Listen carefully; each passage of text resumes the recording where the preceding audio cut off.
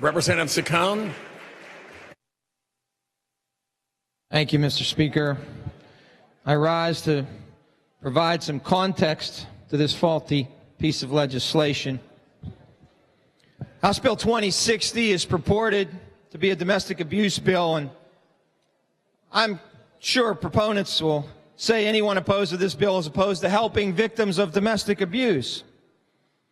Nothing could be further from the truth. Everyone I know wants to help domestic abuse victims. This bill is merely a gun control bill disguised as protecting domestic abuse victims. Gun control advocates, I know they're going to threaten to label any opponents of this as anti-domestic abuse victims. That's what they try to do, and intimidate people. But like any other gun control bill that I've ever argued against, this bill solves few, if any, of the problems it purports to solve, while it infringes on the rights of law-abiding citizens. This bill, as written, has scores of flaws in it, and I'm going to attempt to point out just a few of them. The good news is we can fix every one of these flaws. We can fix them. They're not insurmountable. And that's what I'm really going to propose after I outline to you some of the flaws today. First of all, this bill is an unfunded mandate on our law enforcement, sheriffs, and state police. Although they do accept weapons now, they're not equipped to accept the number of increase in weapons that they're going to be forced to accept. And the sheriffs that we've talked to don't want this bill. They don't want to build new facilities. They don't want to have to maintain control of these weapons. And by the way, Title 18 and Title 23 requires that sheriffs and law enforcement that accept these weapons have to maintain control and maintain the status of those weapons as the time that they receive them. And they're responsible to make the person whole if something happens to those weapons while they're in their care. They don't want that kind of responsibility. A good example is a recent case in Cambria County, where a man who had a temporary PFA issued against him had a collection of 306 guns that were taken from him. And the sheriff spent hours upon hours documenting and cataloging those weapons, and thousands of dollars in man hours expended. And the judge turned around, and when the judge heard it, he threw it out and said, return the weapons to him. This is not a legitimate case. And all those hours, man hours, and cataloging and so forth were wasted by the sheriff's department, and that was a cost, an unfunded mandate on them. Second, this bill limits who a citizen may relinquish his weapons to. It eliminates the ability to give them to a family or friend, family member or friend. Now, I want to point out that the current law is very strict on this matter. If you're ordered to relinquish your weapons and you relinquish it to any member, they have to sign a form. I have that form here if anyone cares to see it. And on that form, you acknowledge that if you violate the terms of that form, in other words, if you give that weapon back, it's a misdemeanor 1. That's 5 years in prison, up to $10,000 fine, and you automatically lose the right to have weapons for the rest of your life. Very stiff penalty. And we only have one case, and I don't want to even call it one, I'll call it a half a case, in the last 10 years of anybody ever violating that's actually signed that form. It's a very strict penalty. But we're eliminating that. We're not allowing you to relinquish it to friends who will sign that form and keep it in good care. We're going to push it all on the law enforcement who don't want that mandate. Third, this bill includes other weapons, which is undefined in the bill. That's a problem. This could include kitchen knives, swords, anything, things in your workshop, sharp objects in your workshop, because believe me, If a person wants to do you harm, even though you've taken his guns, he can go home and get a knife or any other weapon from his tool shop. I have an awl in my workshop that's very, very sharp, can do just as much damage to you as a gun. And 3 times the number of murders committed in this state by knives and swords than by rifles. This would include, they'd have to confiscate all the knives and implements in your house. And it also includes ammunition, which is not a weapon. They'd have to catalog. I have friends who have 20,000 rounds of ammunition in their house. They're going to catalog and store all these things. It's ridiculous. And believe me, this doesn't solve the problem, because you know what? Law enforcement doesn't know how many guns anyone has. They don't know how many guns I have.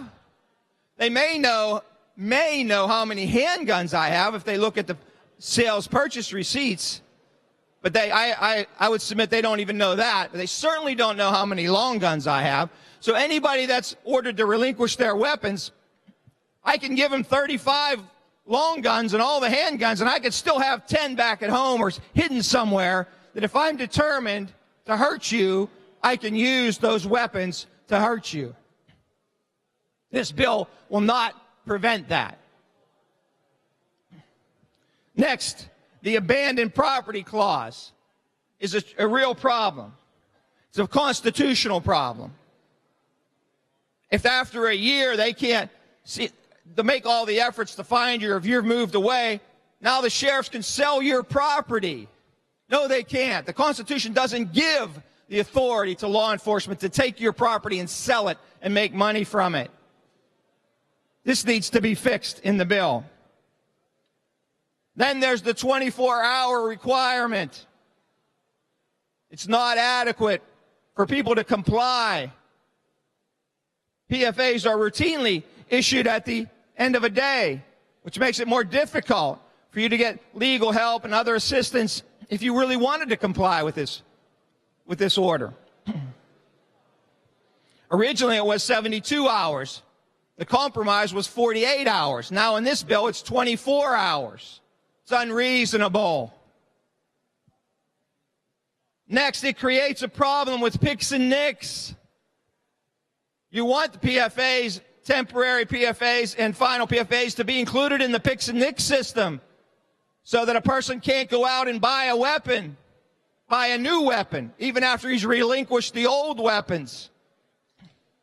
Both picks and nicks require what's called unique identifiers to be properly input into the system. This bill, many court orders don't have those unique identifiers on them. Thousands actually can't be put into the system because they don't contain those unique identifiers. Senate Bill 501 required those unique identifiers. That's why, one of the reasons why it's a superior bill. This bill removed that requirement from the reporting system. Another major flaw that we can fix. Look, this bill, like all gun control bills, concentrates on the instrument and not the person. It tries to prevent the accused from obtaining a weapon, but does nothing to control the actual person who may be out of control himself. That's where the focus should be, on the person, not the instrument.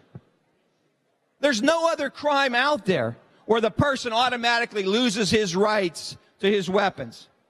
Even assault, even if you go downtown and you get in a bar fight and beat someone up and threaten to do some more, you're not automatically ordered to relinquish all your weapons. There's no other crime where you're automatically ordered to relinquish your weapons. These are just a few of the myriad of problems with this bill.